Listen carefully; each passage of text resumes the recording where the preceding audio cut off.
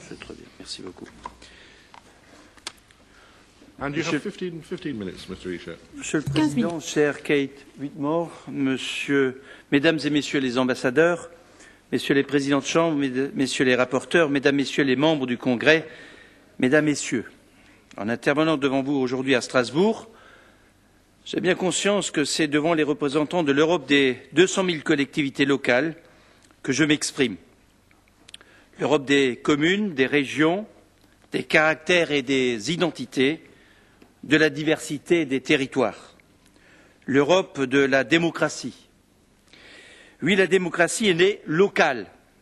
Elle a inscrit, il y a plus de 25 siècles, le nom d'Athènes dans la mémoire des hommes. Elle a fait d'un nom propre, l'agora, un nom commun, le lieu de tous les échanges et de tous les débats. Les siècles ont passé, mais la démocratie locale, reste une idée neuve dans le monde, la plus neuve des idées. C'est dire que les valeurs démocratiques que porte depuis 1949 le Conseil de l'Europe donnent au Congrès des pouvoirs locaux et régionaux une légitimité toute particulière. Le Congrès a montré sa capacité à faire progresser la démocratie locale et régionale en Europe. Il a prodigué ses bienfaits aux pays déjà membres du Conseil, comme à ceux qui les ont rejoints au fil du temps dans l'organisation pan-européenne. Il poursuit aujourd'hui ce travail.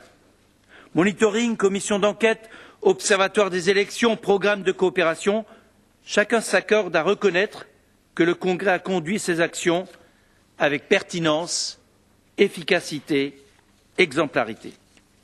La Charte européenne de l'autonomie locale est devenue une référence internationale.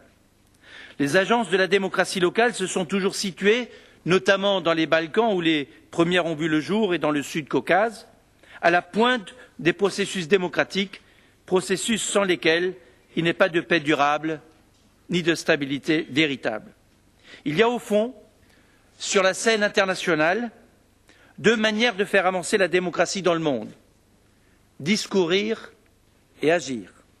Le Congrès ne s'est pas payé de discours ni de déclarations. En politique, la rhétorique est utile, mais elle n'est pas une condition suffisante à l'avènement ou au renforcement de la démocratie locale. La démocratie locale, il lui faut de l'action, de l'engagement, des coopérations, des outils et des moyens. Le Congrès a parlé beaucoup, mais il a agi tout autant.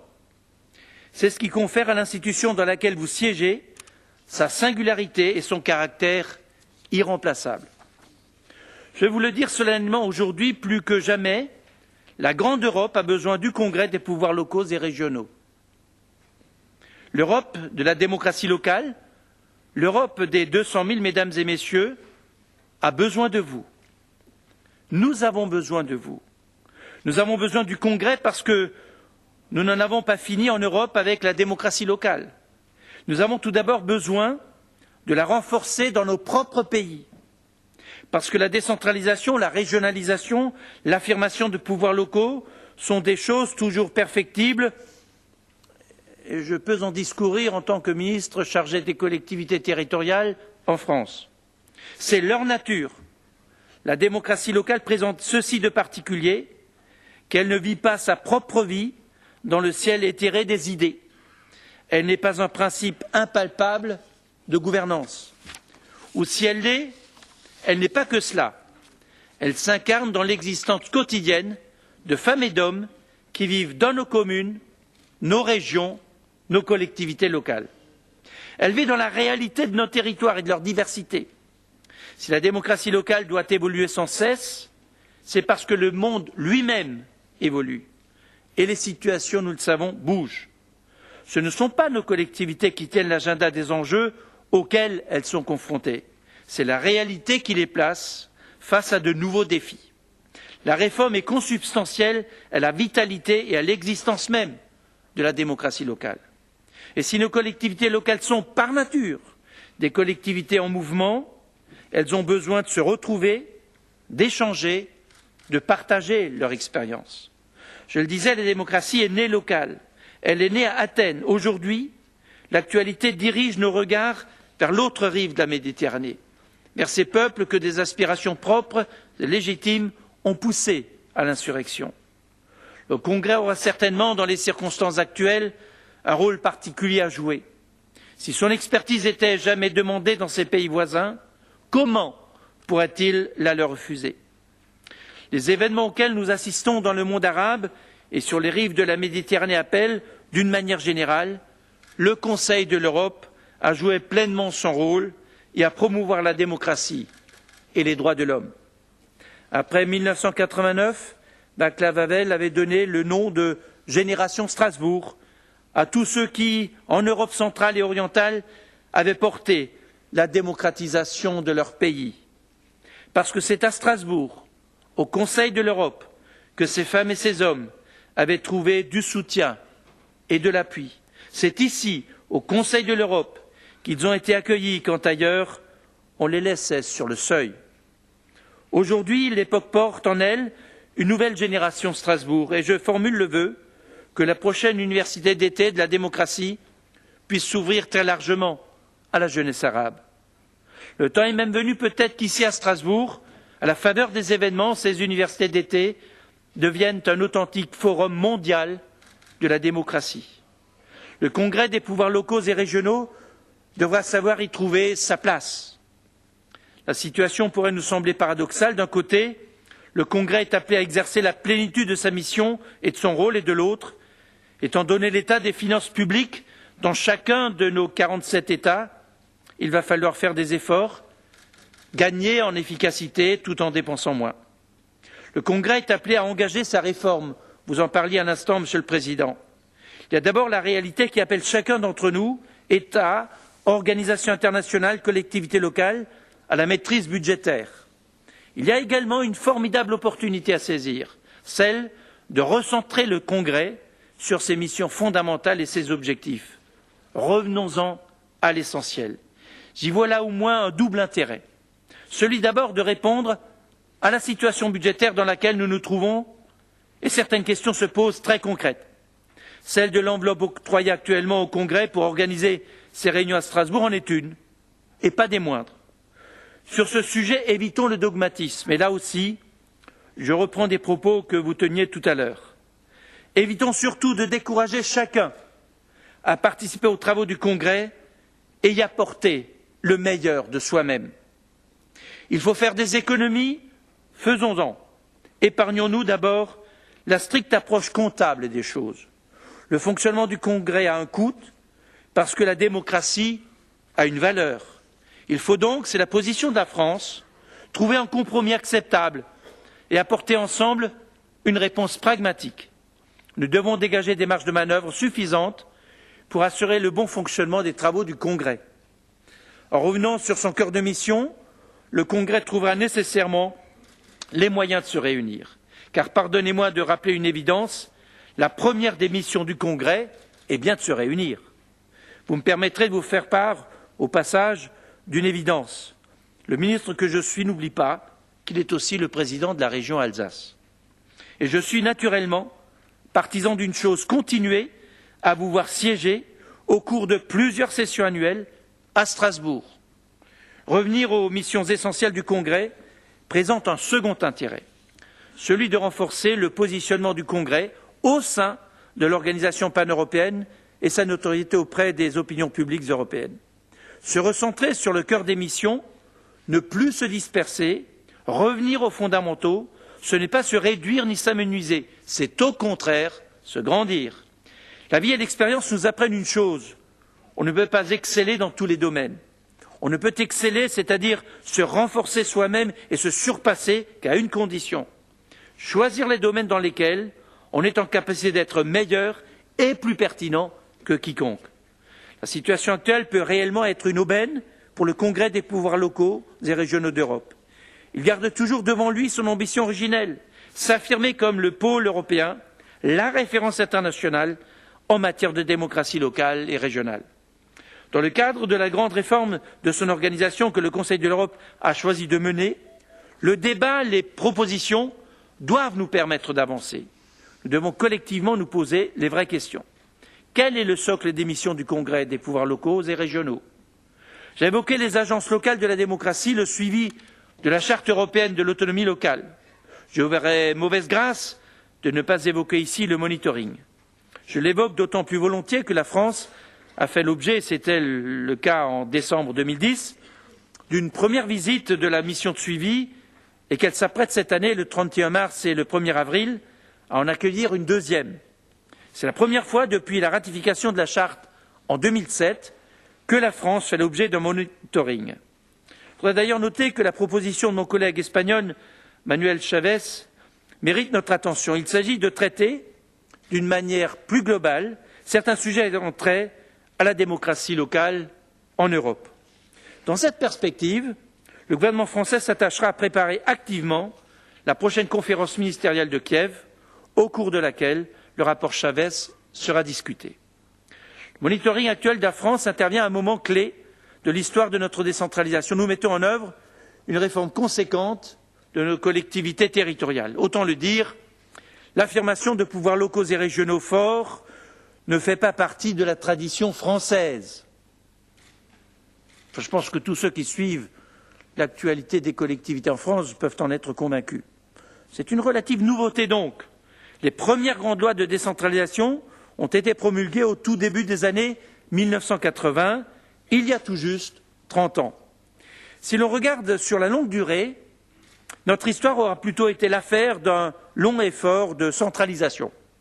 Il a fallu en vérité plusieurs siècles pour unir Bretons, Normands, Picards, Provençaux, Lorrains et Alsaciens et fondre cette grande diversité culturelle et linguistique dans le creuset d'une même nation.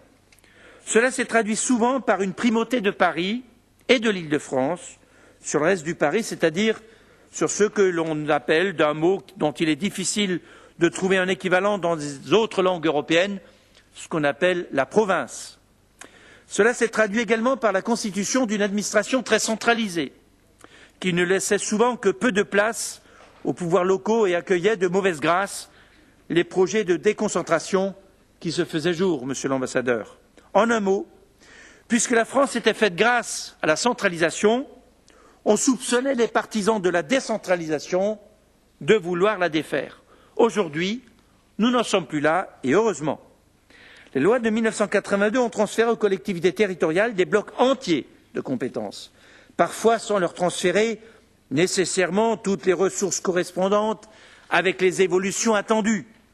La loi constitutionnelle de mars 2003 a posé le principe de l'autonomie financière des collectivités locales, allant jusqu'à inclure les termes de région et de décentralisation dans notre loi fondamentale, dans la Constitution. Aujourd'hui, le budget de la France avoisine les 300 milliards d'euros. L'effort global de l'État en faveur des collectivités territoriales, si l'on prend en compte la fiscalité transférée, dépasse les 99 milliards d'euros. C'est dire la place qu'occupent actuellement les pouvoirs locaux dans le paysage institutionnel de notre pays. Vous l'aurez compris, les choses ont changé, mais bon an mal an, l'architecture de notre organisation territoriale est restée telle qu'elle avait été conçue initialement, c'est-à-dire pour satisfaire aux nécessités et aux exigences d'une gouvernance essentiellement centralisée. Lorsque l'on décentralise sans modifier pour autant l'architecture générale de l'organisation de son territoire, on aboutit forcément à des incohérences ou à des doublons. Et l'on en paye le prix, un prix financier, mais aussi un prix démocratique.